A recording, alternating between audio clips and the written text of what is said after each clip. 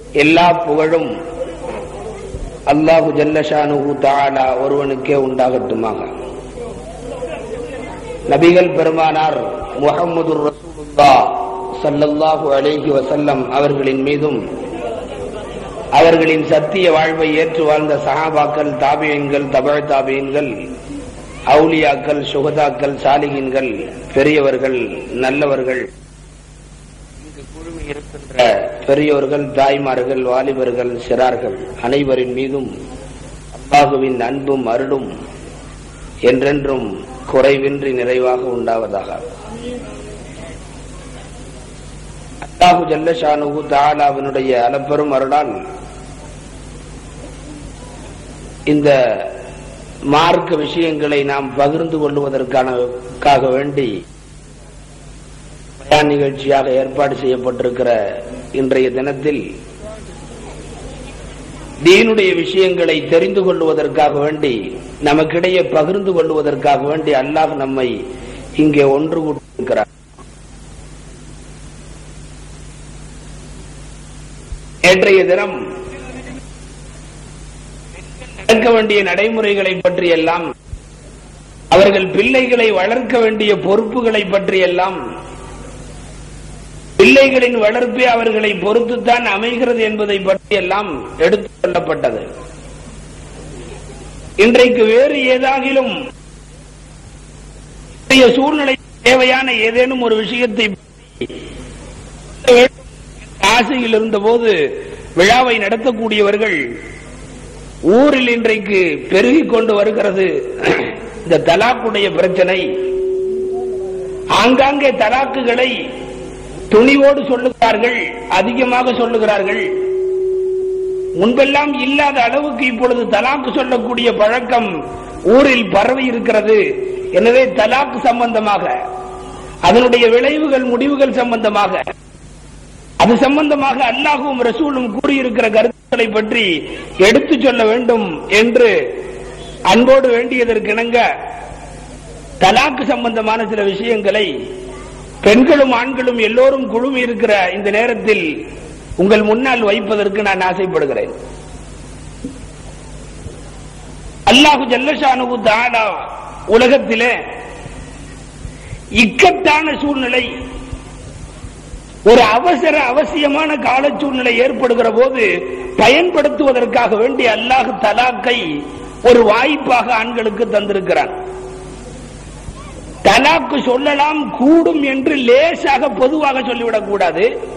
தவிர்க்க முடியாத சூழ்நிலை வருகிற போது, வேறு வழியே இல்லை என்ற சூழ்நிலை வருகிற போது அதை பயன்படுத்துவதற்கு அனுமதி வழங்குகிறது மார்க்கம். குர்ஆனும் ஹதீஸும் அதைத்தான் சொல்லுகிறது.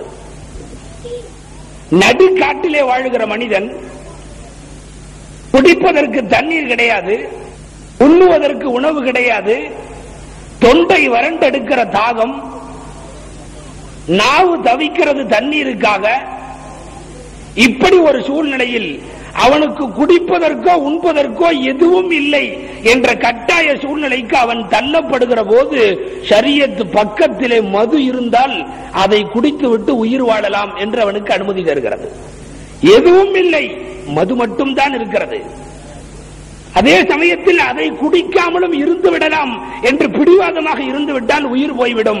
இந்த நேரத்தில் ஷரியத் சொல்லுகிறது, உயிரை காப்பாற்றுவதற்காக வேண்டி, உயிரை தக்க வைத்துக் கொள்வதற்காக வேண்டி இப்படிப்பட்ட இக்கட்டான சூழ்நிலையில் மது கொள்ளலாம். இதற்கு மார்க்கம் அனுமதி தருகிறது. இதே போலத்தான் சந்தர்ப்பமும் சூழ்நிலையும் மிக மோசமாக போய் இனி கணவனும் மனைவியும் சேர்ந்து வாழ்வதற்கு வாய்ப்புகள், வசதிகள், முகாந்திரங்கள் எதுவும் இல்லை என்கிற இக்கட்டான சூழ்நிலைக்கு தள்ளப்படுகிற போது மது குடிப்பதற்கு அனுமதி வழங்குவதை போல தலாக்கிற்கு அனுமதி வழங்குகிறார். லேசாக மது குடிப்பது கூடும் என்று சொல்லிவிட முடியாது. அதுபோலத்தான் தலாக்கு கூடும், வேகமாக கொடுத்து விடலாம், தலாக்கு தான் இருக்கிறதே, பயன்படுத்திக் கொள்ளலாம் என்று பட்டென்று சொல்லிவிட முடியாது. இக்கட்டான சூழ்நிலைக்கு தள்ளப்பட்டிருக்க வேண்டும். அது இந்த மார்க்கம் தருகின்ற கடுமையான நிபந்தனை. தலாக் என்றால் சாதாரணமாக இன்றைக்கு நினைத்துக் கொள்ளுகிறார்கள். குறிப்பாக ஆண்கள் கவனிக்க வேண்டும். தலாக் ஒன்றும் எடுப்பார் கைப்பிள்ளை அல்ல. வாய் திறந்த உடனே சொல்லிவிட்டு அடுத்த வேலையை பார்ப்பதல்ல. ஒரு தலாக்கு நிகழ்கிற போது இறைவனின் சாபம் இந்த பூமியை பிடிக்கிறது. குடும்பத்தையே உருப்படாமல் செய்வதற்கு அந்த குடும்பத்தின் ஒரு தலாக்கு போதும். நாம் அதை எச்சரிக்கையோடு உணர கடமைப்பட்டிருக்கிறோம். பொதுவாக உலகத்தில் பொது நியதி என்னவென்றால், அல்லாஹு ஜல்ல ஷானுஹு தஆலாவுக்கு ஹலாலான பொருட்கள் எல்லாமே பிடிக்கும், அவன் விருப்பமானவை. ஹலால் என்று ஒரு பொருள் இருந்தால் உலகத்திலே அது அல்லாஹுவுக்கு பிரியமாக இருக்கும். ஆனால் ஹராம் என்று எதுவெல்லாம் இருக்கிறதோ அது அல்லாஹுவுக்கு கோபமாக இருக்கும். ஹராமான பொருட்கள் அனைத்தும் அல்லாஹுவின் கோபத்திற்கும் சாபத்திற்கும் உரித்தானவை. ஹலாலானவைகள் எல்லாம் அல்லாஹுவின் அன்பிற்கும் பிரியத்திற்கும் உரித்தானவை. ஆனால் இந்த பொது நியதிக்கு வேடிக்கையாக என்னவென்றால், ஒரு பொருள் ஹலாலாகவும் இருக்கும், அல்லாஹ்வின் கோபமும் இருக்கும். அதுதான் தலாக் என்றார்கள் நாயகம் ஸல்லல்லாஹு அலைஹி வஸல்லம். ஹராம் என்றால் கோபம் இருக்க வேண்டும், அல்லாஹுவின் கோபம் உண்டு. ஹலால் என்றால் அல்லாஹுவின் பிரியம் உண்டு.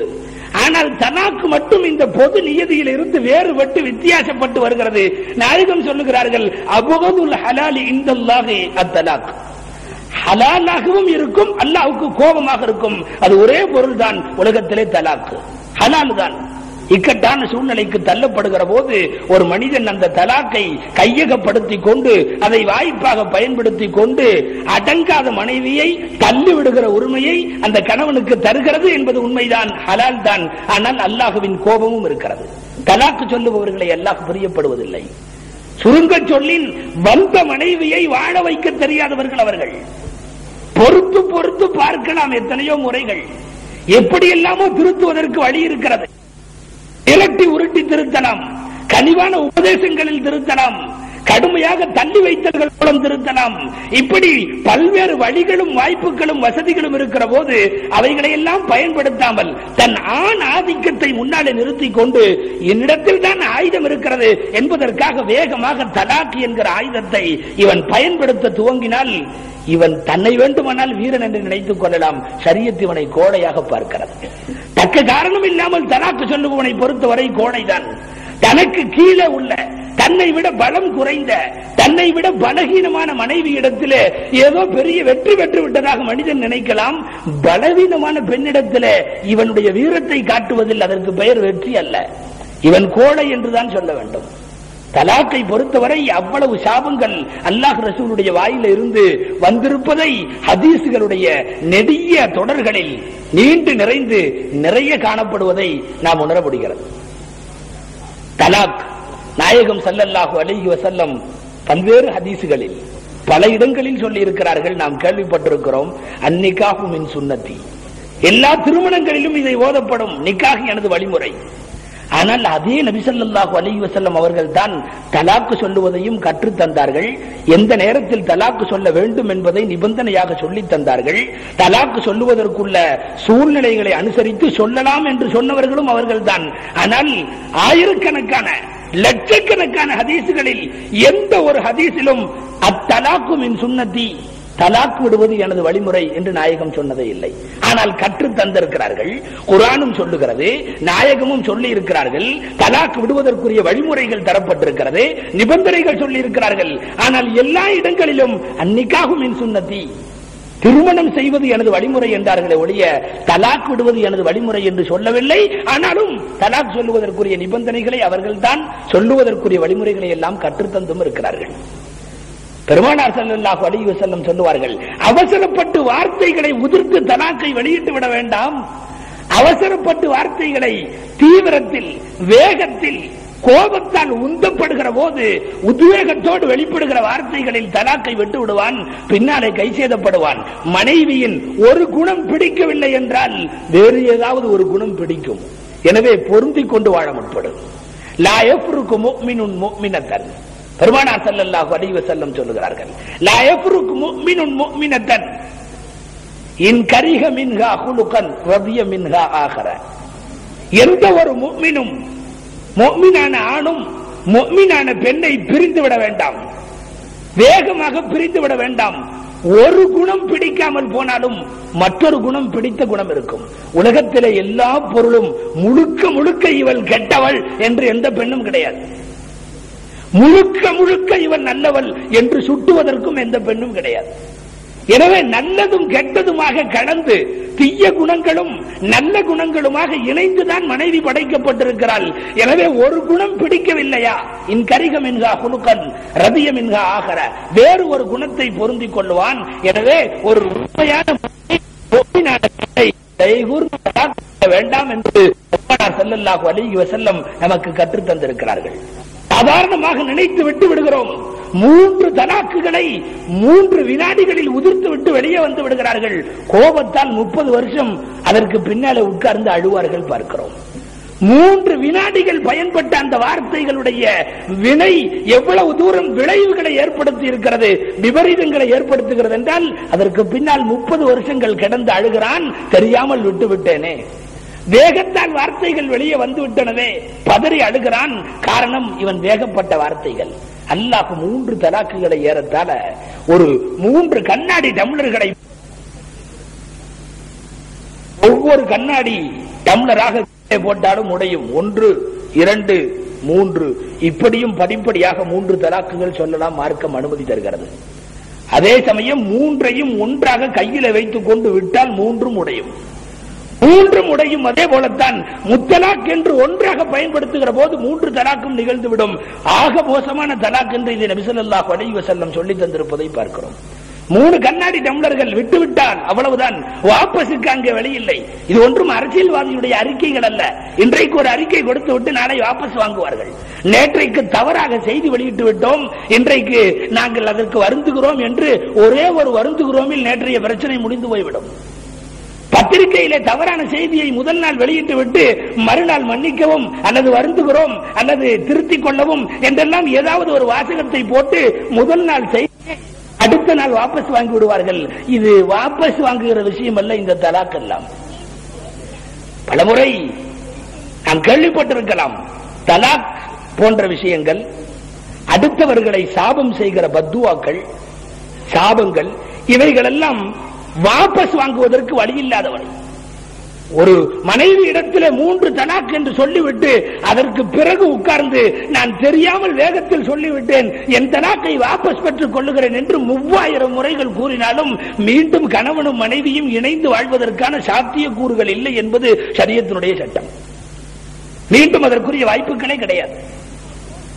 ஒருவரை பார்த்து நாசமா போ என்று செய்யப்பட்ட பத்துவா மறுநாள் வந்து நேற்றைக்கு கோபத்தில் உன்னை நாசமா போக சொன்னேன், நீ நல்லாக இருக்க வேண்டும் என்று மறுநாள் வாழ்த்தினாலும் நேற்றைக்கு வாயை விட்டு போன சாபம் திரும்பி வராது. அது போனதுதான்.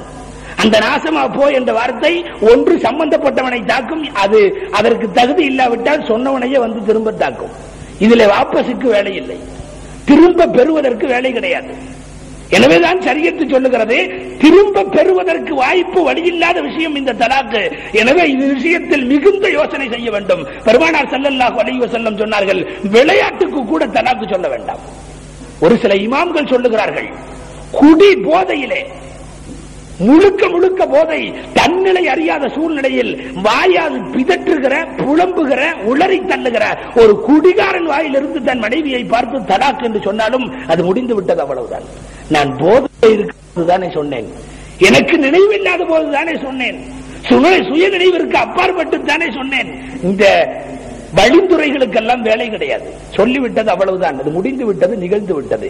குடி போதையிலே கொடுத்து தலாக்கு கொடுத்தாலும் செல்லுபடியாகும் என்பது பல்வேறு இமாம்களின் கருத்தாக இருக்கிறது.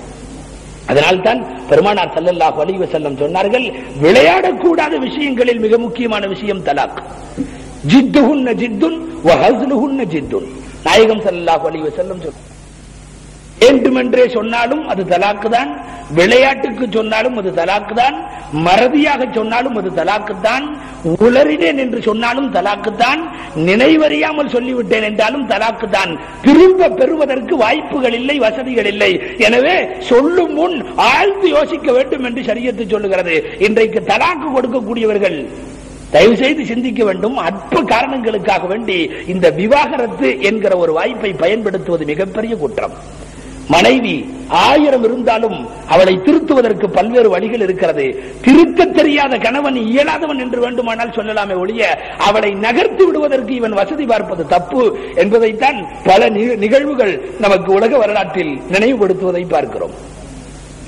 பெருமானார் ஸல்லல்லாஹு அலைஹி வஸல்லம் இதனால் தான் சொன்னார்கள், எந்த காரணத்தை கொண்டும் தலாக்கு சொல்லுவதற்கு முன்னால் தீர யோசித்து பல பேரிடத்திலே ஆலோசனை செய்து நன்கு ஆராய்ந்து முடித்து இனிமேல் வேறு வழி இல்லை என்றிருந்தால் மட்டும் சில நல்ல காரியங்களுக்காக வேண்டி, அவனுடைய மேற்கொண்டு தீனுடைய வாழ்வுக்காக வேண்டி, அவன் வருங்கால வாழ்க்கையை வளப்படுத்திக் கொள்வதற்காக வேண்டி அடுத்து தலாக்கு சொல்லுவதை இந்த மார்க்கம் அனுமதித்திருக்கிறது. இதை தவிர வேறு வாய்ப்புகள் வழிகளே கிடையாது என்பதைத்தான் பெருமானார் ஸல்லல்லாஹு அலைஹி வஸல்லம் அவர்களுடைய ஹதீஸ்கள் எல்லாம் எடுத்து காட்டுகிறது. ஒரு மனைவியை சர்வ சாதாரணமாக ஒரு நிமிஷத்தில் தலாக்கு சொல்லி முடித்து விடுகிறோம். அது ஏற்படுத்துகிற விளைவுகள் எவ்வளவு என்பதை நாம் எண்ணி பார்க்க வேண்டும். மனைவி சாதாரணமானவளா? திருமணம் முடித்துவிட்டு கணவனுடைய வீட்டுக்கு காலடி எடுத்து வைக்கிறாள். இதுவரை தன்னை வளர்த்த தந்தையை விட்டுவிட்டு அடுத்த வீட்டுக்குள்ளே வருகிறாள். தன்னை பேணி வளர்த்து தனக்கு ஒழுக்கம் கற்பித்து அடுத்த வீட்டுக்கு, புகுந்த வீட்டுக்கு புகழ் சேர்ப்பதற்கு அனுப்பி வைக்கின்ற அந்த தாயையும் அந்த பெண் இழந்து விட்டு வருகிறாள். தாயை இழந்து, தந்தையை இழந்து, சகோதரர்களை இழந்து, தான் வாழ்ந்த வீட்டை துறந்து, தன்னோடு சிநேகிதிகளை துறந்து, அனைத்தையும் விட்டு விட்டு அடுத்த வீட்டுக்குள்ளே வந்த மறுகணம் கணவனை உயிருக்கு உயிராய் மதிக்கிறாள். அடுத்த நிமிடத்திலிருந்து மாமியால் தாயாகி விடுகிறாள், மாமனார் தந்தையாகி விடுகிறார். இப்படி முற்றிலும் தன் சொந்த சூழ்நிலைகளை மறந்துவிட்டு புது சூழ்நிலையிலே அடியெடுத்து வைக்கிற அந்த பெண் ஏறத்தாழ பல தியாகங்களுக்கு அவள் சொந்தக்காரி. சர்வ சாதாரணமாக உதிர்த்து விட்டு வந்து விடுகிறார்கள். அவளுடைய தியாக வரலாற்றுக்கு முன்னால் கொஞ்சம் யோசித்து பார்த்தால் நல்ல முஃமின் தலாக்கு விட மாட்டான் என்பதைத்தான் இவைகள் காட்டுகிறது. வாழுவதற்கும் திருத்துவதற்கும் பெண்ணை நெறிப்படுத்துவதற்கும் அல்லாஹ் அழகிய ஆயிரம் ஆயிரம் வழிகளை குர்ஆனும் ஹதீஸிலே கூட அல்லாஹ் சொல்லுவான். அல்லாஹ் கூறுகின்ற குர்ஆனுடைய கூற்றுக்களின்படி வாழ்க்கையை துவங்குகிற கணவன் மனைவிகளுக்கு எந்த காலத்திலும் இந்த தலாக்கு போன்ற பிரச்சனைகள் ஏற்படாது. அப்படி வாழுவதில்லை, எனவேதான் வருகிறது எல்லா பிரச்சனைகளும். திருக்குர்ஆனிலே அல்லாஹ் சொல்லுவான், ஆண்கள் பெண்களுக்கு ஆடை, பெண்கள் ஆண்களுக்கு ஆடை, இருவரும் ஒருவருக்கொருவர் ஆடைகளாக வாழுங்கள். என்ன பொருள்? பல கருத்து எழுதுகிறார்கள். ஆடை உள்ளிருக்கும் குறைகளை மறைப்பதை போல உள்ளிருக்கிற தன் சச்சரவுகளை எல்லாம் வெளியிலே காட்டிக்கொள்ளாமல் ஒருவருக்கொருவர் விட்டுக் கொடுக்கிற மனப்பான்மையோடு வாழ வேண்டும். இது ஒரு கருத்து. ஆடை என்று அல்லாஹ் சொன்னதற்கு காரணம் என்ன என்பதற்கு கருத்து சொல்லுகிறார்கள். மற்றொரு கருத்தும் எழுதுகிறார்கள். ஒரு ஆடையினுடைய நூல்கள் ஒவ்வொன்று கோர்க்கப்பட்டு நெருக்கமாக இருந்ததால் தான் மானத்தை பாதுகாக்கிறது. அதுபோல ஒரு ஆடையின் நூல்களை போல கணவனும் மனைவியும் இணைந்து உள்ளிருக்கிற குடும்ப சிக்கல்கள் வெளியே தெரியாமல் வாழ வேண்டும். இதுவும் ஒரு கருத்து. மற்றொரு கருத்தும் எழுதுகிறார்கள். திருக்குர்ஆனினுடைய மற்றொரு வசனத்திற்கு இது விளக்கமாம். திருக்குர்ஆனின் வேறு ஒரு ஆயத்திற்கு கணவன் மனைவிக்கு ஆடை, மனைவி கணவனுக்கு ஆடை என்ற ஆயத்து விளக்கம் என்று சொல்லுகிறார்கள். அல்லாஹ் குர்ஆனிலே ஒரு இடத்தில் சொல்லுவான், மனைவிகள் உங்களுக்கு ஒத்து வரவில்லை, மனைவிகள் உங்களோடு சுமூக உறவில் இல்லை, உங்களுடைய பேச்சை மறுக்கிறார்கள், உங்களுடைய கருத்துக்களை மறுதளிக்கிறார்கள். இப்படிப்பட்ட சூழ்நிலைகள் வருகிற போது என்ன செய்ய வேண்டும்? அல்லாஹ் சொல்லுகிறான், ஃபஅதுஹுன்ன, அவர்களுக்கு உபதேசம் செய்யுங்கள், அழகான உபதேசங்களை செய்யுங்கள். அடுத்து சொல்லுகிறான், உபதேசங்களுக்கு திருந்தாத மனைவி, நல்ல வார்த்தைகளுக்கு கட்டுப்படாத மனைவியாக இருந்தால் அடுத்த கட்ட நடவடிக்கை ஷரியத்து சொல்லுகிறது, வஹ்ஜுருஹுன்ன ஃபில் மதாஜிஇ, படுக்கைகளில் அப்புறப்படுத்தி வையுங்கள். நாம் தெளிவாக தெரிய வேண்டும். இந்த ஆயத்திற்கு கீழே முஃபஸ்ஸிரீன்கள் பல விளக்கங்களை எழுதுவதுண்டு. அவற்றில் ஒன்று, படுக்கையிலே அப்புறப்படுத்தி வைக்க வேண்டும் என்று சொன்னால் அறையை விட்டு வெளியே அனுப்புவது, வீட்டை விட்டு வெளியே அனுப்புவது என்றெல்லாம் அர்த்தம் அல்ல. தன் படுக்கையை விட்டு தள்ளி வைக்கலாம், ஒரே அறையில் இருந்தாலும் பரவாயில்லை.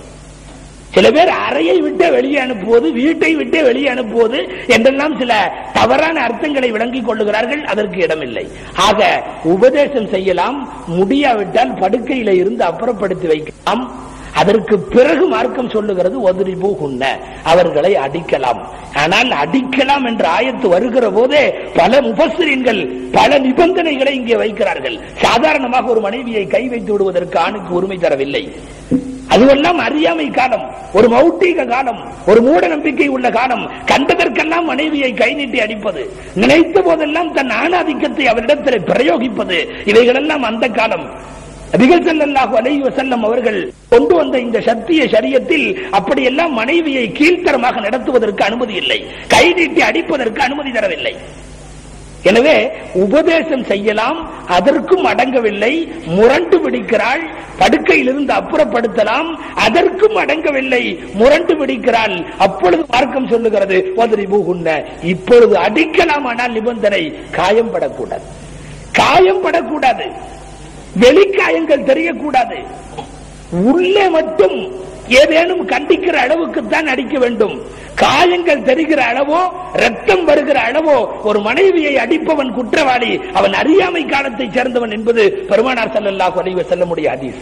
எனவே அடிக்கலாம் என்றவுடன் மார்க்கமே கணவனுக்கு மனைவியை அடிப்பதற்கு அனுமதி தருகிறது என்று தவறான அர்த்தத்தை இங்கே விளங்கி குர்ஆனுடைய கருத்துக்கே களங்கம் கற்பிக்கிறார்கள். அது முற்றிலுமாக தவறு. அடிக்கலாம் என்றால் காயம் படாமல் தேவைப்படுகிற போது வார்த்தையை பயன்படுத்து. இந்த ஆயத்துக்கு இமாம் ஷாஃபிஈ ரஹ்மத்துல்லாஹி அலைஹி அவர்கள் ஒரு விளக்கம் எழுதுகிறார்கள். அடிக்கலாம், அடிப்பது எப்படி தெரியுமா? ஒரு அடித்து காயப்படுத்த வேண்டும், வலிக்க வேண்டும் என்பதற்கு அல்லாஹ் சொல்லவில்லை. அடிப்பதை போன்று தோற்றம் தான் இருக்க வேண்டுமா? தோற்றம் தான் அடிப்பதை போன்று வேண்டுமென்றால் ஒரு வழி தருகிறார்கள் இமாம் ஷாஃபி ரஹ்மத்துல்லாஹி அலைஹி. அவளுடைய துப்பட்டியை எடுத்து இரண்டாக மடித்து அந்த துப்பட்டியிலே வேண்டுமானால் அடிக்கட்டும். இமாம் ஷாஃபி ரஹ்மத்துல்லாஹி அலைஹி அடிக்கலாம் மனைவியை என்ற ஆயத்திற்கு தருகிற விளக்கம் இது. அவளுடைய மனைவியின் துப்பட்டியை பிடித்து இரண்டாக மடித்து வேண்டுமானால் அவளை அடிக்கலாம். ஆக கண்டிக்கிறோம் என்ற அர்த்தம் அங்கே தெரிய வேண்டுமே ஒழிய காயப்படுத்துகிறோம் என்ற அர்த்தம் அங்கே தெரியக்கூடாது. இதைத்தான் மார்க்கம் சொல்லுகிறது.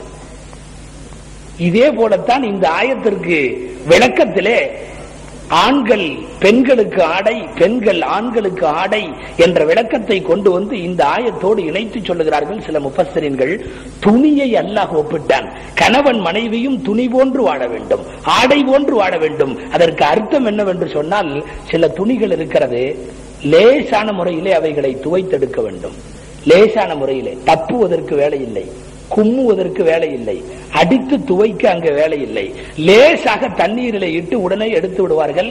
இந்த வாயில் துண்டுகளை போல சாதாரணமான துணிகள், இவைகளை எல்லாம் போட்டு தப்பி கொண்டிருந்தால் இவைகள் பிந்து போய்விடும்.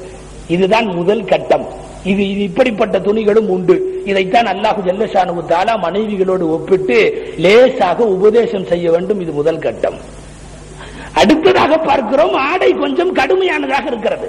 வேட்டியை போல, காட்டன் துணிகளை போல இப்படி கொஞ்சம் இருக்கிற போது இதை லேசாக தண்ணீரை இட்டு அப்படியே மாட்டிவிட்டால் அழுக்கு போகாது.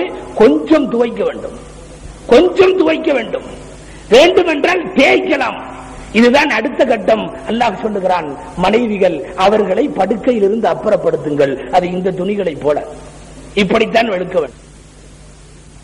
அடுத்து முரட்டு துணிகள், முசல்லாவை போல, பெட்ஷீட்டுகளை போல, தார்பாய்களை போல, படுக்கை விரிப்புகள், இப்படி கட்டியான துணிகள் இருக்கிற போது மார்க்கம் சொல்லுகிறது, இதை கொஞ்சம் அடித்துத்தான் துவைக்க வேண்டும். தண்ணீரில் இட்டு அப்படியே மாட்டினாலும் அழுக்கு போகாது, லேசாக தேய்த்து விட்டாலும் அழுக்கு போகாது. கொஞ்சம் தப்பவும் வேண்டும், கும்மவும் வேண்டும், தேய்க்கவும் வேண்டும். அதுதான் மூன்றாவது கட்டம். மனைவிகளை அடிக்கலாம். ஆனால் அடிக்கலாம், அங்கேயும் துவைக்கலாம். நமக்கே தெரியும், ஆடை கிழிகிற வண்ணம் அடிக்க கூடாது அல்லவா? ஆடை கிழிந்து போகிற வண்ணம் அடிக்க கூடாது. துவைக்கிறேன் என்ற பெயராலே துணியையே தொலைத்து விடுவது அல்ல அதற்கு அர்த்தம். அப்படி துவைத்தால் நாம் தான் கைசேதம், கைசேதத்திற்கு உரியவர்கள். நாம் தான் சரியான அறிவில்லாதவர்கள். ஆடையை துவைக்கிறேன் என்ற பெயராலே அவன் ஆடையை பீத்து எடுத்து ஆடையையே தொடைத்து விட்டான் என்ற அர்த்தம். அதுபோலத்தான் அடிக்கலாம் என்று சொன்னால் காயம் படாமல், ரத்தம் வராமல், கம்பி போகாமல், வீங்காமல், வெளியில் அதனுடைய அடையாளங்களோ சுவடுகளோ தெரியாமல் அடிக்கலாம். இதுதான் மார்க்கம் தருகிற அனுமதி. சாதாரணமாக மனைவியை அடிக்கிறதுக்கு கணவனுக்கு குர்ஆன் அனுமதி தருகிறது அப்படின்னு வேகமா பேசிட்டு போறதல்ல.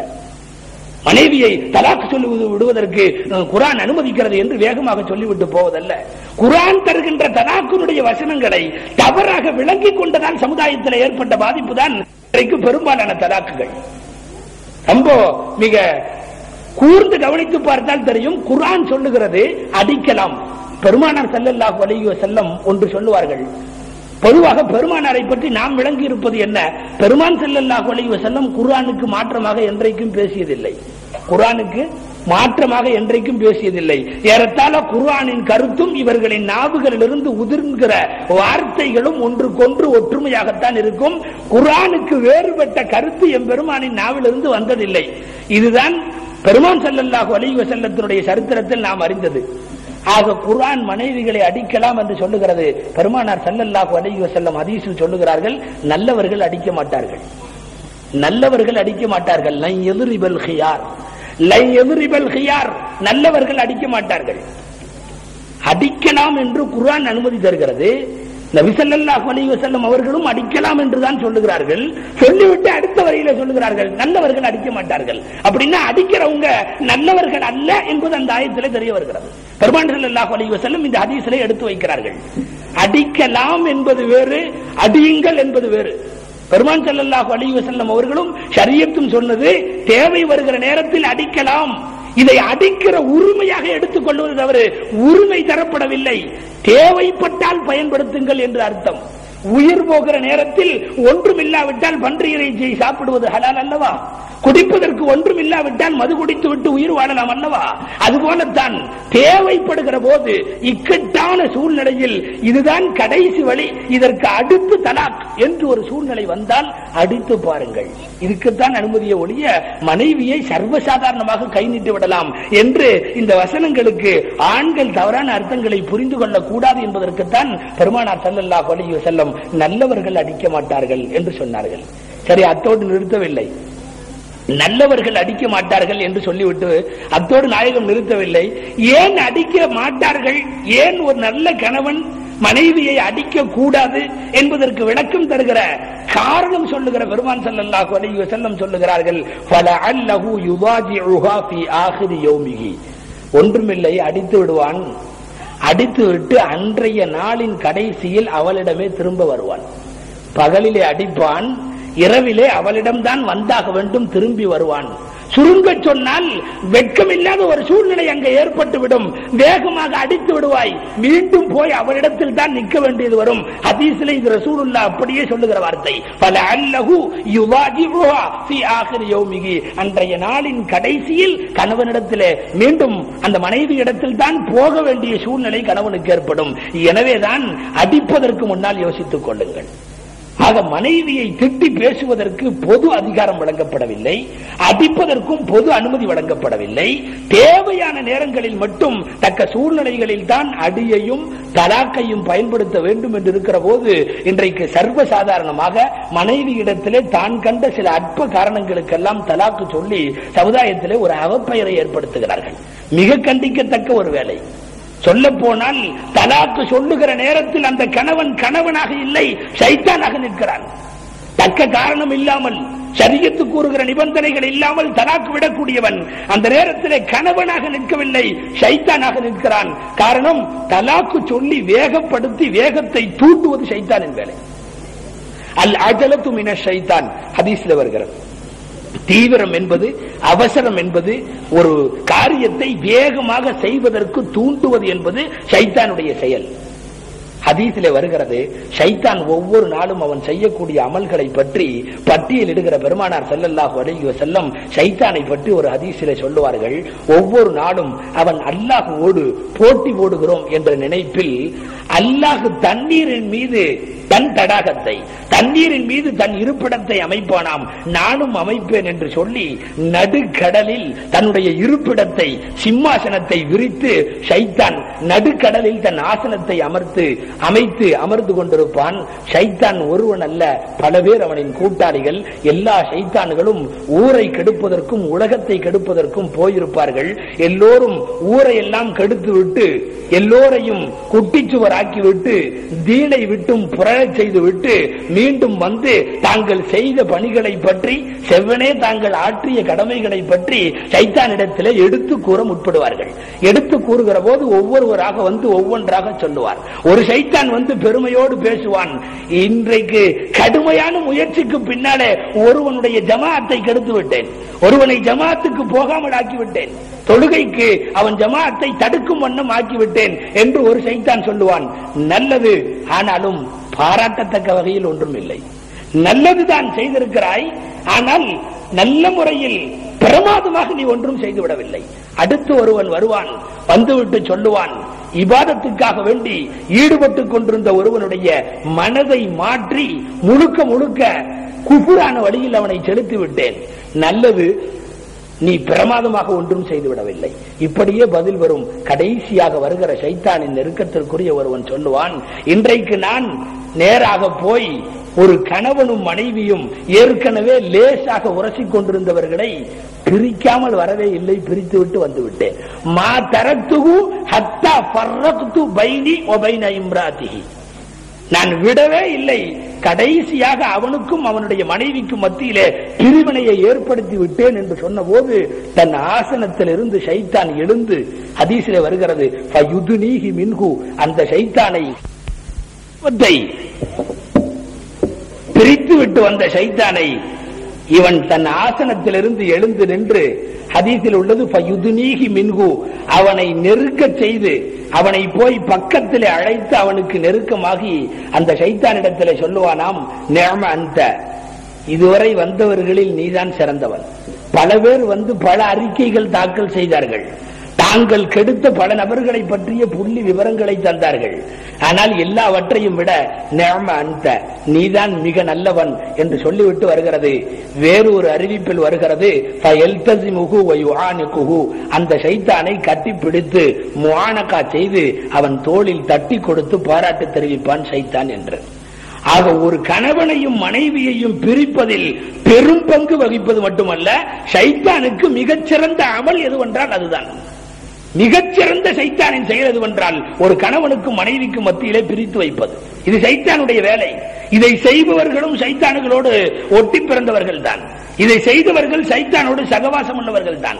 எனவேதான் தக்க காரணம் இல்லாமல் தலாக்கு சொல்லுகிற ஒரு கணவன் கணவனாக நிற்கவில்லை, அவன் சைத்தானாக நின்று தலாக்கு சொல்லுகிறான். இதுதான் ஹதீசுகள் நமக்கு கற்றுத்தருகிற பாடம். இந்த வேலையை நம்மில் சில பேர் கூட செய்வார்கள், சைத்தானுக்கு தோழர்களாக கூட இருப்பார்கள். உண்மையாகவே சொல்லுவதில் கோபித்துக் கொள்ளக்கூடாது. சில குடும்ப பிரச்சனைகளை வந்து சில பேரிடத்திலே பகிர்ந்து கொள்வது உண்டு. குடும்பத்தில் இருக்கிற சண்டைகள் யாரிடமாவது இறக்கி வைத்தால் மனபாரம் குறையுமே என்பதற்காக வேண்டி தன் குடும்பத்தில் உள்ள பிக்கல்களை மனைவியிடத்திலே தான் மோதி கண்ட மோதல்களை எல்லாம் அடுத்தவர்களிடத்திலே சொல்லுகிற போது கேட்டுக்கொண்டிருப்பவர் கூடுமானவரை சேர்த்து வைப்பதற்கு ஆதரவாகத்தான் பேச வேண்டும், பிரித்து வைப்பதற்கு ஆதரவாக பேசக்கூடாது. நம்மிலும் சில சைத்தானிய தோழர்கள் உண்டு. ஆகா அப்படியா, தொடர்ந்து சண்டையாவே இருக்குதா, உனக்கு அதுக்கும் ஒத்து வரலையா, காலுக்கு ஆகாத செருப்பை கழட்டி விட்டுரு, காலுக்கு ஆகாத செருப்பை கழட்டி விட்டுரு. சர்வ சாதாரணமாக மனைவியை செருப்பாக மதித்து சொல்லப்படுகிற வார்த்தை, காலுக்கு ஆகாத செருப்பை கழட்டிடு, காலை கடிக்கிற செருப்பை கழட்டிடு. இவன் எப்படி பேச வேண்டும்? செருப்பு, புது செருப்பு ஆரம்பத்தில் கடிக்கத்தான் செய்யும் காலை, கொஞ்சம் என்ன போட்டு அப்படியே நட, அப்படியே கொண்டு போ, கொஞ்ச நாள் போட போட சரியாயிரும். ஆரம்பத்தில் காயம் படலாம், கொஞ்ச நாள் பக்குவப்பட்டா சரியாயிரும். நம்ம செருப்பு மாதிரி வேற செருப்பு வராது, எத்தனை செருப்பு மாத்தினாலும் இந்த மாதிரி தான் கடிக்கும். இப்படியெல்லாம் அரிய ஆலோசனைகளை தந்து சேர்த்து வைப்பதற்குள்ள முயற்சிகளை செய்யலாம். ஆனால் பிரித்து வைப்பதற்கு முயற்சி செய்வது எவ்வளவு பெரிய சைத்தானுடைய வேலை, சிந்திக்க வேண்டும். இது விஷயத்தில் சைத்தான் கடுமையான தீவிரத்தை காட்டுகிறான். எப்படியும் பிரித்து வைப்பதற்காக வேண்டி கடுமையான முயற்சிகளை மேற்கொண்டு பிரித்து வைப்பான். இதுதான் நடக்கிறது. சைத்தானுக்கு சுருங்க சொல்லின் அது சிறந்த அமல் என்று சொல்லலாம். எனவேதான் பெருமானார் ஸல்லல்லாஹு அலைஹி வஸல்லம் சொன்னார்கள், அல் அஜலத்து மின ஷைத்தான், தீவிரம் என்பது சைத்தானை சார்ந்தது. தீவிரத்தை தூண்டுவது சைத்தானுடைய வேலை. தலாக்கு சொல்லலாமா என்று யோசித்துக் கொண்டிருக்கிற கணவனை பட்டென்று சொல் என்று பதற வைப்பது சைத்தானுடைய வேலை. அதைத்தான் சைத்தான் செய்வான். பெருமானார் ஸல்லல்லாஹு அலைஹி வஸல்லம் அதனால் தான் சொன்னார்கள், ஒன்றுக்கு 100 முறை தலாக்குக்கு முன்னால் யோசித்துக் கொள்ள வேண்டும். ஒன்றுக்கு 10 பேரிடத்தில், பல பேரிடத்தில், நல்லவர்களிடத்தில் மஷூரா செய்ய வேண்டும். இந்த மாதிரி காலுக்கு ஆகாத செருப்பை கழட்டுன்னு சொல்லிக் கொடுக்கிற ஆளுகள்கிட்ட மஷூராவே செய்யக்கூடாது. இவர்களை எல்லாம் சொல்ல போனால் ஊர் கடுமையாக கண்டிக்க வேண்டும். முதலிலே ஹதீஸிலேயே இருக்கிறது, எந்த நேரத்திலும் எந்த சூழ்நிலையிலும் பொய் சொல்லுவது ஹராம். ஆனால் 3 காரியங்களுக்காக பொய் சொல்லலாம் என்று சொல்லி பொய் சொல்லுவதற்கு கூட அனுமதி தருகிற ஷரியத். அதில் முதல் காரியம் சொல்லுகிறது, பிரித்து கிடக்கிற கணவன் மனைவியை சேர்த்து வைப்பதற்கு பொய் பேசலாம். ஆதம் அலைஹிஸ்ஸலாம் காலத்தில் இருந்து அழிவு நாள் வரை ஹராமாக்கப்பட்ட ஒரு பொய்யை ஒரு கணவனுக்கும் மனைவிக்கும் சேர்த்து வைப்பதற்காக வேண்டி பயன்படுத்துவது ஹலால் என்று சொல்லப்படுகிறது என்றால் இதை சேர்த்து வைப்பது எவ்வளவு பெரிய இபாதத் என்பதை நாம் விளங்க வேண்டும். இன்றைக்கு பிரித்து வைப்பதிலே சில பேருக்கு உள்ள ஆனந்தமே தனி, அலாதியே தனி. அதில் அவர்களுக்கு ஒரு மகிழ்வு. 2 பேர் அடித்துக் கொண்டு பிரிவதெல்லாம் ஒரு சந்தோஷமா? நிச்சயமாக இவர்கள் சைத்தானிய தோழர்கள் என்பதிலே எந்த விதமான சந்தேகமும் இல்லை. சைத்தான் தான் தலாக்கு சொல்லுவதை தூண்டுவான், சொல்லுபவர்களை ஊக்குவிப்பான், அதற்கு ஆதரவாக பேசக்கூடியவர்களை தட்டி கொடுப்பான். இது அனைத்தும் சைத்தானுடைய காரியங்கள். எனவேதான் பெருமானார் ஸல்லல்லாஹு அலைஹி வஸல்லம் சொன்னார்கள், யுஹிப்புல் அன்பியாஉ நிக்காஹ வ யுஹிப்புத் தலாக ஷயாத்தீன். ஹதீஸிலே வருகிறது, நிக்காஹுவை நபிமார்கள் விரும்புவார்கள், தலாக்கை சைத்தான்கள் விரும்புவார்கள். சுருக்கமாக சொன்னார்கள் நாயகம், நிக்காஹுவை விரும்புவது நபிமார்கள் வேலை, தலாக்கை விரும்புவது சைத்தான்களுடைய வேலை. எனவே ஹலால் என்பதற்காக வேண்டி எடுத்த உடனே பயன்படுத்தி விடக் கூடாது. ஷைத்தான் நம்மோடு இருக்கிறான் அந்த நேரத்தில் என்பதை தெளிவோடு விளங்கிக் கொண்டோம் என்று சொன்னால் கொஞ்சம் இது போன்ற விஷயங்களிலே பொறுமையை கையாளுவதற்குரிய வாய்ப்புகளும் வசதிகளும் கிடைக்கும். எனவேதான் வேகமாக பட்டன்றிவைகளை எல்லாம் பயன்படுத்தி விடக்கூடாது. காலுக்கு ஆகாத செருப்பை கலட்டிவிட வேண்டும் என்று செருப்போடு ஒப்பிட்டு மனைவியை பேசுவார்கள். ஆனால் செருப்பு என்று சொன்ன உடனே நமக்கு நினைவுக்கு வருகிறது, பெரும்பாலும் செருப்புக்கும் மனைவிக்கும் ஒரு தொடர்பு உண்டு. உண்மைதான். நம்முடைய செருப்பு தான் என்றைக்கும் நமக்கு உதவும். நம்முடைய செருப்பு தான் நம் சைஸுக்கு சரியாக இருக்கும். பெரிதான செருப்பு போட்டாலும் வேலையாகாது, தடுக்கித்தான் விழ வேண்டும். சின்ன செருப்பு போட்டாலும் வேலைக்கு ஆகாது. கூட்டங்களிலே திருமணங்களுக்கு எங்காவது போய் விடுகிற போது அடுத்தவன் செருப்பை மாட்டிக்கொண்டும் வந்து விடக்கூடாது. ஒத்து வருகிறது எல்லாமே கிட்டத்தட்ட. காலுக்காகாத செருப்பு என்று சொல்லுகிறார்கள். பல பேருக்கு பார்க்கிற இடமெல்லாம் மனைவி என்ற காரணத்தால் தானோ என்னவோ சாமியார்கள் செருப்பே போடுறதில்லை. வேடிக்கையாக இருக்கிறது. எனவே காலுக்காகாத செருப்பை கழட்டி விடுன்னு சொல்லி மனைவியை பிரிப்பதிலே மும்முரம் காட்டுவதும் தீவிரப்படுத்துவதும் நமக்கு பின்னாலே சைத்தான்கள் அணிவகுத்து நிற்கிறார்கள் என்பதை அந்த நேரத்தில் உணர வேண்டியது உண்மை முஃமினுக்கு அவசியம். நாம் நன்குணர கடமைப்பட்டிருக்கிறோம். ஆனால் அநியாயமான முறையிலே பாதிக்கப்பட்டு தலாக்கு சொல்லப்படுகிற அந்த பெண்கள் மட்டும் பத்துவா செய்து மனமுருகி இறைவனிடத்திலே கரமேந்து பிரார்த்தித்து விட்டால் கணவனை மட்டுமல்ல, அவன் சார்ந்துள்ள குடும்பத்தை, இதற்கு ஒத்துழைத்தவர்களை எல்லோரையும் அந்த பத்துவா நாசமாக்கிவிடும் என்பதில் சந்தேகம் இல்லை. சர்வசாதாரணமாக தலாக்கை பயன்படுத்தக்கூடியவர்கள் சிந்திக்க வேண்டும். நிச்சயமாக நாசமாக்கிவிடும். ஒரு தலாக் என்று ஒரு கணவனுக்கும் மனைவிக்கும் இடையிலே நடக்கிற பிரச்சனை அல்ல இது. அடுத்து இந்த வகைராவுக்கும் அந்த வகைராவுக்குமே ஆகாது. அவர்களுடைய நல்லது கெட்டதில் இவர்கள் பங்கெடுக்க முடியாது. அந்த ஆட்களில் அந்த குடும்ப ஆட்களை பார்த்தால் இந்த குடும்ப ஆட்கள் ஒதுங்கி போக வேண்டும். எந்த நல்லது கெட்டதும் கடந்து கொள்ளக்கூடாது. மவுத்து ஹயாத்தில் சந்திக்க வேண்டிய சூழ்நிலைகள் இல்லாமல் போகும். இப்படியெல்லாம் பல பிரச்சனைகள் சொல்லுவது ஒரு மனிதன், ஒரு கணவன், ஒரு மனைவிக்கு சொல்லப்பட்டாலும் கூட இரு குடும்பங்களுக்கு இடையே பெரும் பகைமையை வளர்த்து பல்வேறு பொறாமைகளுக்கும் அழுக்காறுகளுக்கும் காரணமாக அமைந்து விடுகிறது இந்த ஒற்றை வார்த்தை. எனவேதான் பெருமானார் ஸல்லல்லாஹு அலைஹி வஸல்லம் சொன்னார்கள், கணவன் கணவனாக இருந்து தலாக்கு சொல்லுவதில்லை, தக்க காரணம் இல்லாமல் தலாக்கு சொல்லுவோன் சைத்தானாக நின்று தலாக்கு சொல்லுகிறான். இதைத்தான் நபி ஸல்லல்லாஹு அலைஹி வஸல்லம் சொன்னார்கள். அறியாமை காலத்திலே ஒரு பழக்கம் இருந்தது. அறியாமை காலத்தில் பெருமானார் ஸல்லல்லாஹு அலைஹி வஸல்லம் தோன்றுவதற்கு முன்னால் தலாக்குக்கு ஒரு நெறிமுறையே கிடையாது, ஒரு ஒழுங்கே கிடையாது. கண்டதெல்லாம் தலாக்கு.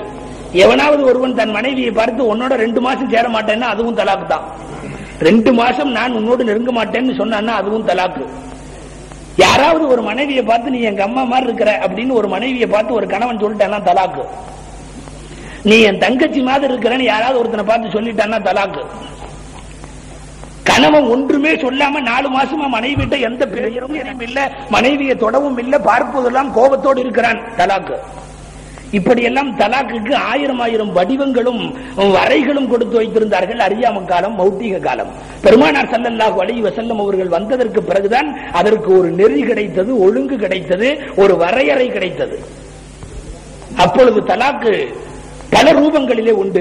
ஒரு பெண்மணி பெருமானார் ஸல்லல்லாஹு அலைஹி வஸல்லம் இடத்திலே வந்து சொல்லுவார்கள், யா ரசூலல்லாஹ், என் கணவர் என்னை பார்த்து நீ என் தாயை போல் இருக்கிறாய் என்று சொல்லிவிட்டார்.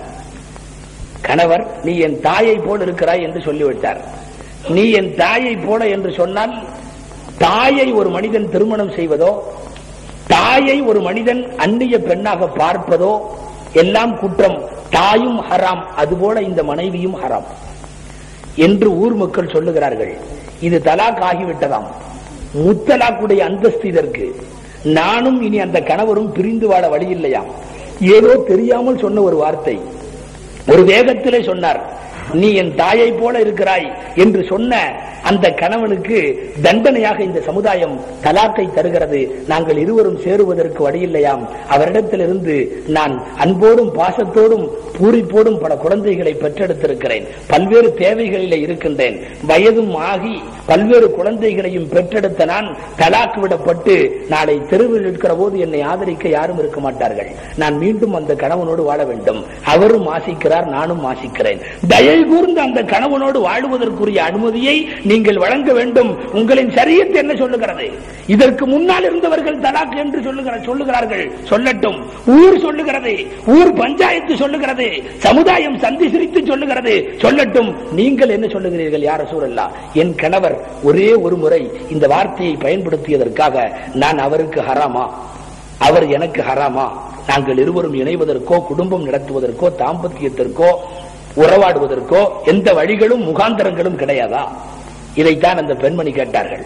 பெருமானார் ஸல்லல்லாஹு அலைஹி வஸல்லம் மௌனத்தோடு இருந்தார்கள், பதில் சொல்லவில்லை. காரணம், பதில் சொல்லுவதற்கு மார்க்க சட்டம் அதுவரை இறங்கவில்லை. மார்க்க சட்டம் இது விஷயத்தில் வரவில்லை. அதற்கு பின்னால் பல நாட்கள் புலம்பி அந்த பெண்மணி ஒவ்வொரு நாளும் நடுநிசையிலே எழுந்து தஹஜ்ஜத்தினுடைய வக்திலே அல்லாஹ்விடத்திலே கையேந்துவாள். இறைவா, நீ இருப்பதாக உன் தூதர் சொல்லி நான் ஈமான் கொண்டிருக்கிறேன். நீ இறைவன் ஒருவன் என்பதை, உன் தூதர் முகம்மது என்பதை அவர் சொல்லி ஏற்றுக்கொண்டிருக்கிறேன். நானும் என் கணவரும் என் மக்களும் எல்லோரும் உன்னையும் உன் தூதரையும் நம்பி விசுவசித்திருக்கிறோம். நீ இருப்பது உண்மையானால், நீ எங்களுக்கு கிருபை செய்வது உண்மையானால், முஃமின்களுக்கு உன் கருணையும் ஆதரவும் அரவணைப்பும் என்றைக்கும் இருக்கிறது என்பது உண்மையானால், தயவு செய்து எங்கள் இருவரையும் சேர்த்து வைப்பாயாக. இந்த ஒரே ஒரு வார்த்தைக்கு தண்டனையாக தயவு செய்து தலாக்கையே நீயும் சட்டமாக தந்து விடாதே. மாற்று வழி ஏதாவது ஒன்று சொல். அதற்கு என்ன தண்டனை கொடுத்தாலும் நான் ஏற்றுக்கொள்ளுகிறேன். ஆனால் பிரிந்து விட வேண்டும் என்ற வார்த்தை மட்டும் சொல்லாதே. எங்களால் பிரிந்து இருக்க முடியவில்லை, எங்களால் பிரியா விடை கொடுத்து பகுத்து பிரித்து எங்களை பார்ப்பதற்கு கூட முடியவில்லை. என் குழந்தைகளை அனாதையாக்கி விடாதே ரப்பே என்று அந்த பெண்மணி கையேந்துகிற பிரார்த்தனை அல்லாஹ்வின் அரிசை தட்டும். இறைவன் அந்த துஆவை கேட்பான். கேட்டுவிட்டு மறுநாள் பெருமானார் ஸல்லல்லாஹு அலைஹி வஸல்லம் அவர்களுக்கு ஆயத்து இறங்கும். 28வது ஜுஸுனுடைய துவக்கம் இந்த ஆயத்து தான். கத் சமிஅ அல்லாஹு கௌலல்லதி துஜாதிலுக ஃபீ ஸௌஜிஹா வ தஷ்தகி இலல்லாஹ் வல்லாஹு யஸ்மஉ தஹாவரகுமா இன்னல்லாஹ ஸமீஉன் பஸீர். நபியே, உங்களோடு வந்து வாதம் புரிந்து தன் கணவன் சம்பந்தமாக முறையிட்டு தான் பாதிக்கப்பட்டதை முறையிட்டு மீண்டும் கணவனோடு சேர வேண்டும் என்பதற்காக வேண்டி உங்களோடு சட்டம் வேண்டி மார்க்க தீர்ப்பு வேண்டி உங்களோடு வாதம் புரிந்த அந்த பெண்மணியின் சொற்றொடர்களை, அந்த பெண்மணியின் வாக்கியங்களை, வார்த்தைகளையும் நீங்கள் பதில் கூறாமல் மௌனித்து இருந்ததையும் நான் கேட்டுக்கொண்டுதான் இருந்தேன்.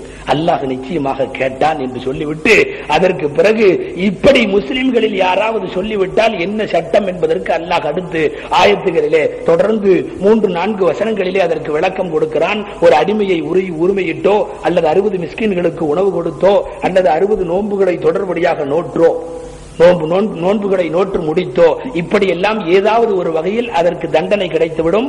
நிரந்தர பிரிவு என்பது தேவையில்லை.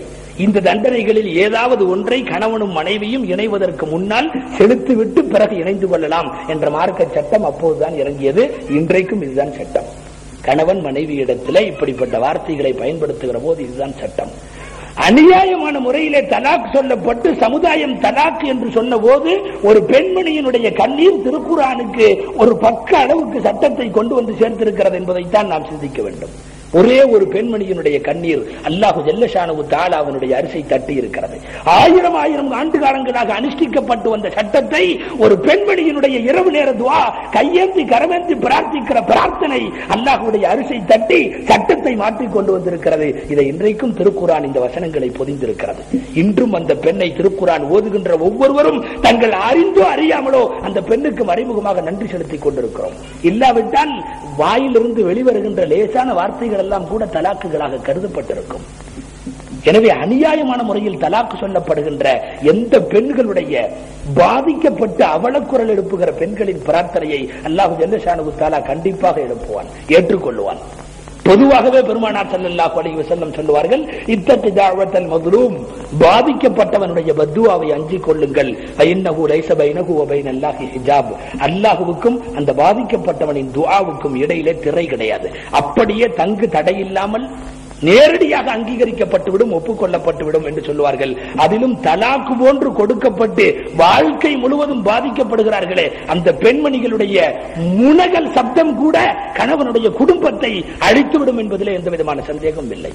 தலாக்கு கொடுக்கப்பட்ட பெண்களுக்கு நாம் வேண்டுமானால் தலாக்கு கொடுத்து விட்டதாய் பெருமைப்படலாம், கணவன் பெருமைப்படலாம்.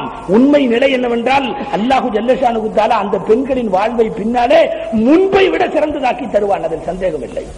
தலாக்கு கொடுத்த பெண்கள் அப்படியே ஒன்றும் அழிந்து நாசமாகி விடுவதில்லை.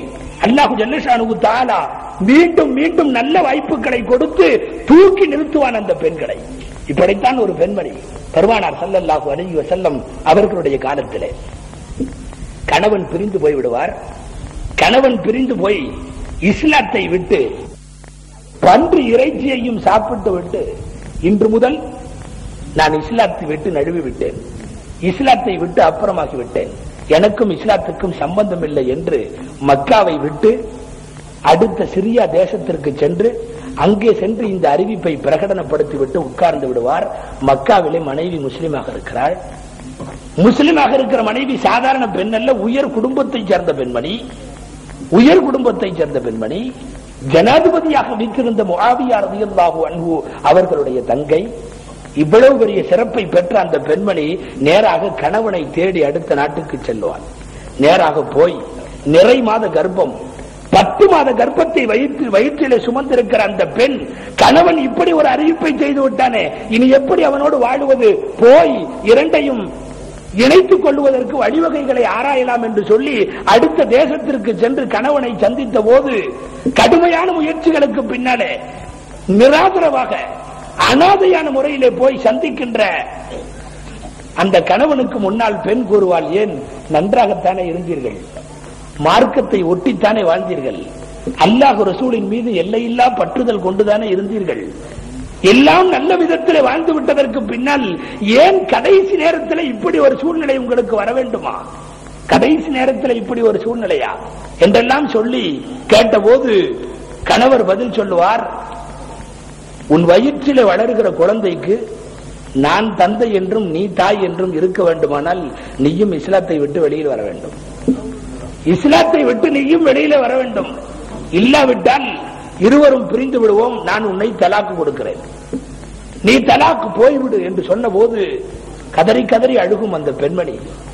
அழுது கொண்டே ஒரு கடிதத்தை எடுத்து அன்றைக்குள்ள நஜ்ஜாஷி மன்னருக்கு, அந்த மன்னருக்கு கடிதத்தில் எழுதுவார் அந்த பெண்மணி, என்னை என் கணவர் நியாயமான முறையில் அல்ல, நியாயமற்ற முறையில், ஒழுங்கீனமான முறையில் தலாக்கு கொடுத்து விட்டார்.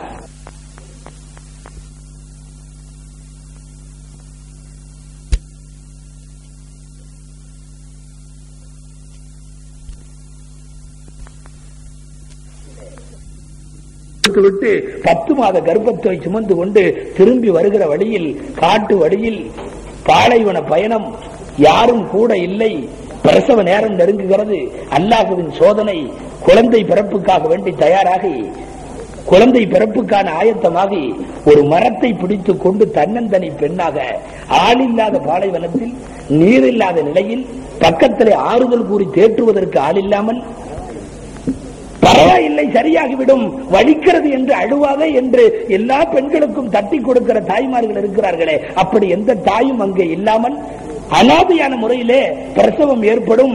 பிரசவித்து குழந்தையையும் பெற்றெடுப்பார்கள். பச்சை உடலாக தாய் ஒரு பக்கம் குழந்தை ஒரு பக்கம் கிடக்கிற போது குழந்தையை எடுத்து பால் கொடுப்பதற்காக வேண்டி அழுகிற குழந்தைக்கு பாலுக்காக மடியிலே வைத்தால் அல்லாஹ்வின் சோதனை, மார்பகத்திலே பால் இருக்காது, மார்பகத்திலே பால் இல்லை, குழந்தை குடிப்பதற்கு அந்த பச்சை உடலில் பால் இல்லை.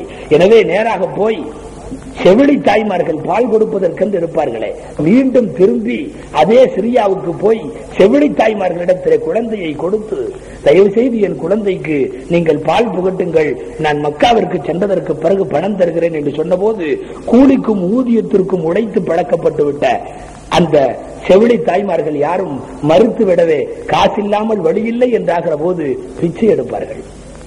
படிப்படியாக குழந்தையை கையில் எடுத்துக்கொண்டு மார்க்கத்திற்காக, அல்லாஹ்வுக்காக, ரசூலுக்காக, ஒன்றுமில்லை நானும் இஸ்லாத்தை விட்டு வெளிவருகிறேன் என்று ஒரு வார்த்தை சொல்லி இருந்தால் ராஜ வாழ்க்கையை தன் மனம் பிடித்த கணவனோடு நன்றாக வாழ்ந்திருக்கலாம். ஆனால் அதற்கு மறுப்பு தெரிவித்து இப்படியெல்லாம் கடுமையான தியாகங்களை சுமந்து விட்டதற்கு பின்னால் இப்படி ஒரு பெண் சிரியாவினுடைய படிக்கட்டுகளிலே பிச்சை எடுத்துக் கொண்டிருக்கிறாள் என்ற விஷயம் பெருமானார் ஸல்லல்லாஹு அலைஹி வஸல்லம் அவர்களின் காதுக்கு வருகிற போது மக்காவிலே துஆ ஒப்புக்கொள்ளப்படுகின்ற நாயகம், துஆ ஒப்புக்கொள்ளப்படுகிற கஅபத்துல்லாவில் துஆ ஒப்புக்கொள்ளப்படுகிற திரையை பிடித்துக் கொண்டு கேட்பார்கள், இறைவா, ஒரு பெண் அவனுடைய கணவன் அநியாயமாக தலாக்கு கொடுத்து விட்டாள், அந்த பெண் பல வகையில் பாதிக்கப்பட்டு விட்டாள், நிறை மாத கர்ப்பிணியாக போய் சுமந்து போனவளை உன் வயிற்றில் வளர்கிற குழந்தை தந்தை இல்லை என்று கணவன் மறுத்து விட்டான். வருகின்ற வழியிலே காட்டிலே பிரசவம் ஏற்பட்டு பாலுக்கு வழி இல்லாமல் படிப்படியாக பிச்சை எடுத்துக் கொண்டிருக்கிறாள் என்று சொன்ன போது அல்லாஹ் ஜல்ல ஷானஹு தஆலா அதீதமான முறையிலே விவாகரத்து செய்யப்பட்டு கணவனால் கைவிடப்பட்டு எல்லா வகையிலும் நிர்கதியாகிவிட்ட, அனாதையாகிவிட்ட, ஆதரவற்று போய்விட்ட, கேட்பதற்கு யாரும் இல்லாமல் போய்விட்ட அந்த பெண்மணிக்கு அல்லாஹ் உலகத்திலேயே சிறந்த கூலிகளை வழங்கினான். பெரும் பெறக்கரிய பேற்றை வாக்கியத்தை வழங்கினான். எப்படிப்பட்ட வாக்கியம் என்று சொன்னால், கியாமத்து நாள் வரை வர இருக்கின்ற அனைத்து முஸ்லிம்களுக்கும் அந்த பெண் தாய் என்று சொன்னான் அல்லாஹ். பெருமான் ஸல்லல்லாஹு அலைஹி வஸல்லம் அவர்களை பார்த்து சொன்னால், நீங்கள் திருமணம் செய்யுங்கள். அந்த மாற்று மதத்திற்கு போய்விட்டவனால் அநியாயமான முறையில் தலாக்கு விடப்பட்ட, அநியாயமான முறையில் கைவிடப்பட்ட அந்த பெண்ணுக்கு பெருக்கரிய வாக்கியத்தை தருகிறேன், அதை நீங்கள் திருமணம் செய்யுங்கள். உங்களுடைய திருமணத்தின் மூலம் அந்த பெண்ணுக்கு எந்த வாக்கியம் தெரியுமா? உலகம் அழியும் நாள் வரை தோன்ற இருக்கிற ஆதமுடைய மக்கள் அத்தனை பேருக்கும் அவள் தாய். அந்த வாக்கியத்தை தர வேண்டும் என்று சொல்லி பெருமானார் ஸல்லல்லாஹு அலைஹி வஸல்லம் அவர்கள் அதன்படியே சிரியாவுக்கு சென்று மணமுடித்து வருவார்கள். அந்த பெண் தான் உம்மு ஹபீபா. நாம் இன்றைக்கும் உம்மு ஹபீபா என்று மக்களுக்கு பெயர் வைக்கிறோம். பெருமானார் ஸல்லல்லாஹு அலைஹி வஸல்லம் உடைய ஹதீஸ்களில் 65 ஹதீஸ்களை இந்த உலகத்திற்கு அறிவித்து தந்திருக்கிற ஒரு நல்ல கல்விமான் என்று கூட அந்த பெண்ணை சொல்லலாம். அப்படிப்பட்டவர்கள் 73 வயது மௌத்தாகுகிற போது அவர்களுடைய மௌத்துடைய நேரத்தில் அவர்களுடைய பகுதியிலேயே அந்த அளவுக்கு இல்மு உள்ள குர்ஆன் ஹதீஸ் விளக்கம் தெரிந்தவர்கள் இல்லை என்று அவர்களுடைய உம்மு ஹபீபாவின் சரித்திரம் நமக்கு சொல்லுகிறது. அநியாயமான முறையில் ஒரு கணவனால் கைவிடப்பட்ட எந்த பெண்ணையும் அல்லாஹ் கைவிடுவதில்லை. அல்லாஹ் காப்பாற்றுவான், மேல் கொண்டு வருவான், நல்ல முறையிலே ஊக்குவிப்பான். அதில் எந்த விதமான சந்தேகமும் கிடையாது. பெருமானார் ஸல்லல்லாஹு அலைஹி வஸல்லம் அதனால் தான் தக்க காரணம் இல்லாமல் தலாக்கு விடப்பட்டால் நாசமா போவது கணவன், மேலே வருவது மனைவி. உருப்படாமல் போவது கணவன், நல்ல வாழ்வுக்கு சொந்தக்காரியாக மாறுவது மனைவி. வேண்டுமென்றால் வெளித்தோற்றத்திலே தலாக்கு விட்டவுடனே தன் அதிகாரத்தை பயன்படுத்தியதாக நாம் மமதை வேண்டுமானால் கொள்ளலாம். அன்ஜஷா ரலியல்லாஹு அன்ஹு என்ற ஒரு சஹாபி தலாக்கு கொடுத்து விட்டு வந்து பள்ளிவாசலில் நிற்பார். பெருமானார் ஸல்லல்லாஹு அலைஹி வஸல்லம் அன்ஜஷாவை பார்த்து கேட்பார்கள், என்ன செய்து விட்டு வந்தீர்கள்? யா ரசூலல்லாஹ், தலாக்கு இன்னும் கொடுக்கவில்லை, ஏதோ அடுத்து கொடுக்க இருப்பதை போல இன்னும் கொடுக்கவில்லை, அடித்து விட்டு வந்தேன். பெருமானார் ஸல்லல்லாஹு அலைஹி வஸல்லம் கேட்பார்கள், இதை பெருமையோடு சொல்லுகிறாயா? உன்னுடைய சம ஆற்றல் உள்ள, சம சக்தி உள்ள, உனக்கு நிகரான, உன்னுடைய பலத்திற்கு பொருத்தி வருகின்ற ஒரு ஆணை வேண்டுமானால் அடித்து விட்டால் நீ பெருமைப்படலாம், உன் காலரை தூக்கி விட்டுக் கொள்ளலாம், உன் மமதையை வெளிப்படுத்திக் கொள்ளலாம், உன் ஆணாதிக்கத்தை வெளிக்காட்டலாம். ஆனால் உன்னை விட பல்வகையிலும் தாழ்த்தப்பட்டிருக்கிற, விழா எலும்பிலிருந்து படைக்கப்பட்டிருக்கிற, பல வகைகளிலும் உன்னை காட்டிலும் பலவீனமான ஒரு பெண்ணிடத்திலே தன் ஆத்திரத்தின் மூலம் வெளிப்படுத்திவிட்டு வந்து அதை வீரம் என்று கூட நினைத்துக் கொண்டாயா? வேண்டுமானால் உன் போன்று சமமானவர்களிடத்திலே போய் மோதிவிட்டு வந்து அடித்து விட்டேன் என்று சொல். அப்பொழுது வேண்டுமானால் உன்னை ஆணாக பார்க்கலாம், ஆண்மகனாக பார்க்கலாம். ஒரு பெண்ணை கைதீட்டி அடித்து விட்டு வந்து நிற்கிறாயே என்று பெருமானார் ஸல்லல்லாஹு அலைஹி வஸல்லம் அவரை இவ்வளவு தூரம் கண்டிக்கிறார்கள் என்றால், திருக்குர்ஆனிலே அடிக்கலாம் என்று அனுமதி இருக்கிறது என்ற பொது அனுமதியை தவறாக பயன்படுத்துவது எவ்வளவு தூரம் ஒரு பெரும்பாவத்திலே கொண்டு போய் சேர்க்கிறது என்பதை இந்த ஹதீஸ் உணர்த்துவதை நம்மால் பார்க்க முடிகிறது. திருக்குர்ஆனிலே மனைவி சம்பந்தமாக நடக்கக்கூடிய நடைமுறைகள் சொல்லப்பட்டிருக்கிற கருத்துக்களுக்கு தவறான கருத்துக்களை நம்முடைய உள்ளத்தில் வைத்திருக்கிறோம். முற்றிலும் இது களையப்பட வேண்டிய விஷயம். அப்படியெல்லாம் மனைவியை கைவங்குவதற்கு, எடுப்பார் கைப்பிள்ளையை போல மனைவியை பயன்படுத்துவதற்கு, நினைத்த போதெல்லாம் பந்தாடுவதற்குள்ளவள் அல்ல மனைவி. பக்குவத்தோடு வாழும் முறையில் வாழ்ந்தால் நிச்சயமாக அந்த மனைவி ஒத்துழைப்பாள். அந்த மனைவி நம்மோடு இணைந்து கொள்வாள், அதிலே சந்தேகமே இல்லை. பெருமானார் ஸல்லல்லாஹு அலைஹி வஸல்லம் அவர்களும் அப்படித்தான் வாழ்ந்தார்கள். ஒரு பெரியவர் ஏறத்தாழ 60 ஆண்டு காலங்கள் குடும்பம் நடத்தி கணவனுக்கும் மனைவிக்கும் இடையில் பேச்சுவார்த்தைகளிலும் கூட இதுவரை தர்க்கம் வந்ததில்லை. அவ்வளவு இன்பத்தோடும் பூரிப்போடும் பிணைப்போடும் பாசத்தோடும் குடும்பம் நடத்துகின்ற ஒரு மிகப்பெரிய மகானிடத்தில் கேட்பார்கள், உங்களால் மனைவியோடு சிறிய சச்சரவு கூட இல்லாமல் எப்படி வாழ முடிகிறது? பொதுவாகவே குடும்பம் என்று சொன்னால், கணவன் மனைவி என்று சொன்னால் சிறு சிறு சண்டைகள் இருக்கத்தானே செய்யும். ஊழலுக்கு பிறகுதானே கூடல். அப்படியெல்லாம் இருக்க இவ்வளவு இன்பத்தோடு இணைப்பாக வாழ்கிறீர்களே, இதற்கு எப்படி என்று கேட்கிற போது அவர் சொல்லுவார், என்னுடைய 50 ஆண்டு கால திருமண வாழ்வில் 50 ஆண்டு கால வரலாற்றில் ஒரு டம்ளர் தண்ணீர் எடுத்து தர வேண்டும் என்று அவரிடத்திலே நான் உத்தரவு போட்டதில்லை. அவள் செய்வாள், ஏற்றுக்கொள்வேன், அவ்வளவுதான். செய்வாள், அவளே செய்வாள், ஏற்றுக்கொள்வேன். தண்ணீர் எடுத்து தா என்று நான் கட்டளை இட்டதில்லை, எந்த ஏவலும் தந்ததில்லை, பணிய வேண்டும் என்று கட்டளைகள் பிறப்பித்ததில்லை. அதுவே எங்களின் இன்பமான வாழ்வுக்கு, இல்லற வாழ்வுக்கு காரணம் என்று சொல்லுவதை பார்க்கிற போது, நாம் சரியத்து கூறுகின்ற முறைகளில் மனைவிகளை நெருங்குகிற போது அந்த மனைவிகள் நம்மோடு ஒத்துழைப்பார்கள் என்பதில் சந்தேகமே இல்லை.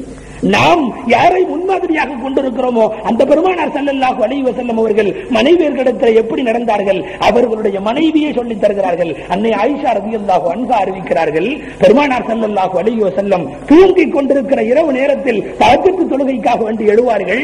எப்படி எழுவார்கள்? காம ருவைதா வ ஃபதஹல் பாப ருவைதா வ லபிஸ நஅல ருவைதா. மெதுவாக எழுந்திருப்பார்கள், பூனையை போன்று சப்தம் இல்லாமல் கதவை திறப்பார்கள், சப்தம் இல்லாமல் செருப்பை அணிவார்கள். வகரஜல் பாபர் உவைதா அகலக்கல் பாபர் உவைதா, கதவை சாத்தி விட்டு போவார்கள்.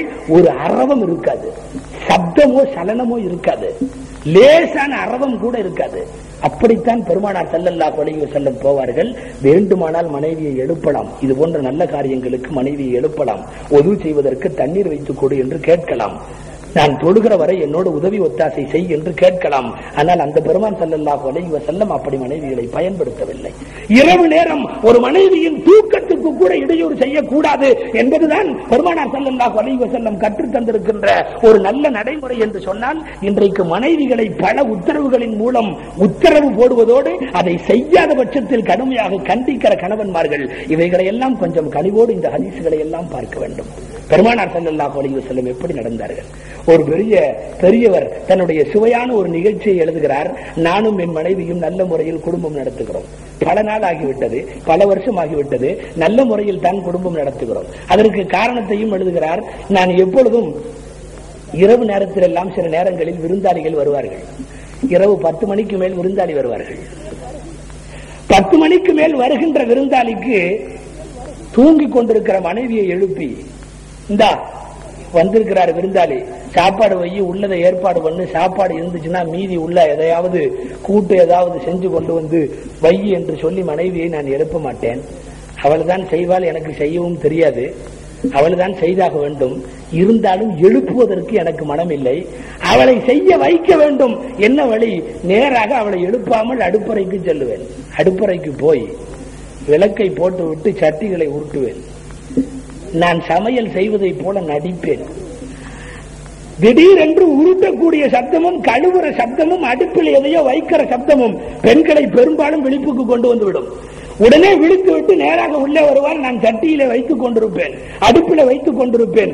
என்ன இது என்று கேட்பால், ஒண்ணும் இல்ல, விருந்தாளி வந்திருக்கிறாங்க, ஒரு முட்டை பொறிச்சு சாப்பாட்டை வைக்கலான்ட்டு உள்ள வந்தேன் என்று நான் சொல்லுவேன். பதிலுக்கு என் மனைவி சொல்லுவாள், நான் ஒருத்தி குத்துக்கல்லாட்ட இருக்கிறது தெரியலையா, நான் ஒருத்தி குத்துக்கல்லாட்ட இருக்கிறது தெரியலையா.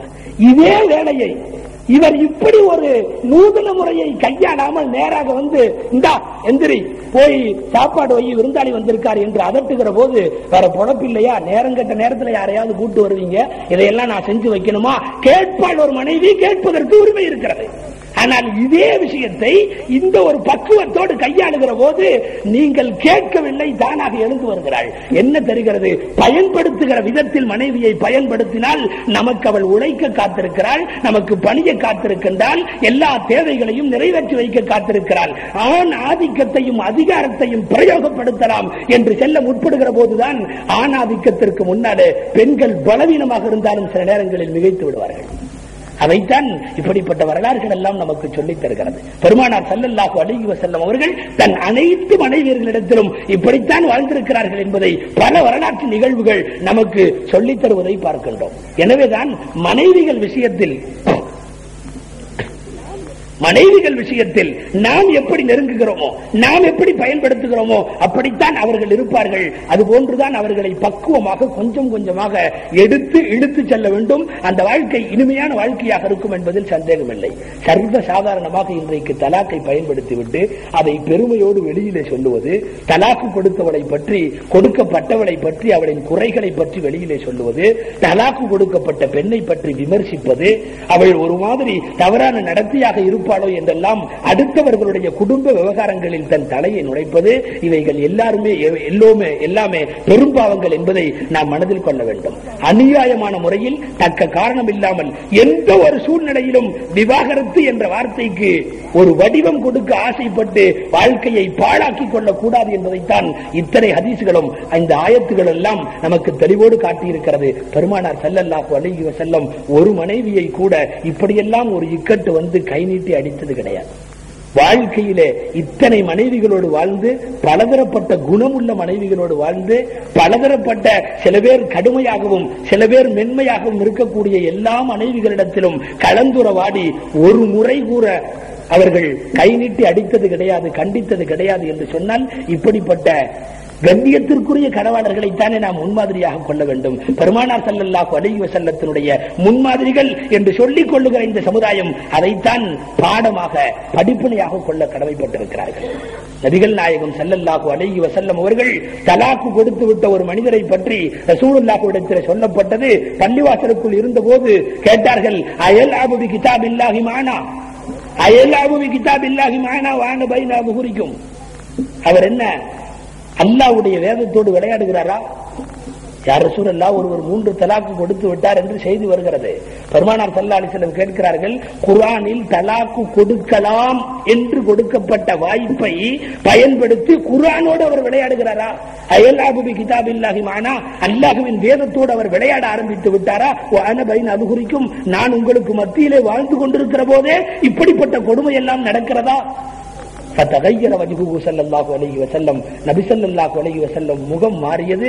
حتى قام واحد من الصحابه قال يا رسول الله الا اقتله. உடனே சபையில இருக்கிற ஒரு சஹாபி பெருமானாருடைய முகம் தலாக் என்ற வார்த்தையை கேட்டவுடன் இந்த அளவுக்கு முகம் மாறியது. எந்த அளவு என்றால், ஒரு சஹாபி எழுந்து நின்று, யா ரசூலல்லாஹ், அவரை போய் நான் கொன்று விட்டு வரட்டுமா? அவரை போய் கொலை செய்து விட்டு வரட்டுமா? அவரை வெட்டிவிட்டு வருவதற்கு அனுமதி தாருங்கள் என்று ஒருவர் எழுந்து கேட்கிற அளவுக்கு பெருமானாரின் முகம் மாறியது என்று சொன்னால், அல்லாஹ்வையும் ரசூலையும் இந்த அளவுக்கு கோபப்படுத்துகிற அந்த ஒரு வார்த்தை எவ்வளவு பெரிய விபரீதம் கொண்டது, விளைவுகளை கொண்டது, எவ்வளவு சாதாரணமாக இன்றைக்கு சமுதாயத்தில் பயன்படுத்தப்படுகிறது. அதைத்தான் நாம் எண்ணி பார்க்க வேண்டும். கடுமையாக கண்டித்திருக்கிறார்கள் பல நேரங்களில் பெருமானார் ஸல்லல்லாஹு அலைஹி வஸல்லம் தலாக்குடைய விஷயங்களில். எந்த காரணத்தை கொண்டும் பல பேர் வந்து சஹாபாக்கள் தாங்கள் முறையிட்டிருக்கிறார்கள் தலாக்குடைய சம்பந்தமாக. அந்த நேரங்களில் எல்லாம் சமாதானத்திற்குரிய வழிவகைகளை பல ரூபங்களிலும் பெருமானார் ஸல்லல்லாஹு அலைஹி வஸல்லம் சொல்லி தந்திருக்கிறார்கள் என்பதைத்தான் பார்க்க முடிகிறது. எனவே அடுத்து ஹஜ்ரத் அவர்களும் உங்களுக்கு முன்னாலே உரையாற்ற இருக்கிற காரணத்தால் இன்றைக்கு வேறு பல விஷயங்கள் சொல்லலாம் என்று வந்தாலும் கூட தலாக்கு இன்றைக்கு ஊரில் சில இடங்களில் பிரச்சனையாகிக் கொண்டிருக்கிறது.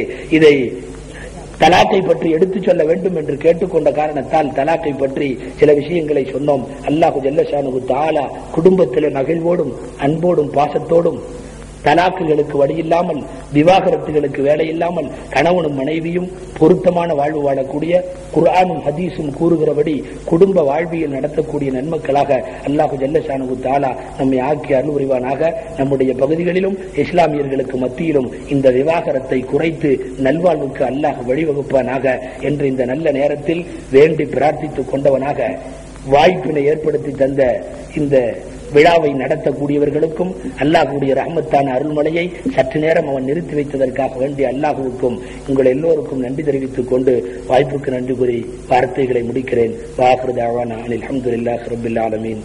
அஸ்ஸலாமு அலைக்கும் வரஹ்மத்துல்லாஹி வபரகாத்துஹு.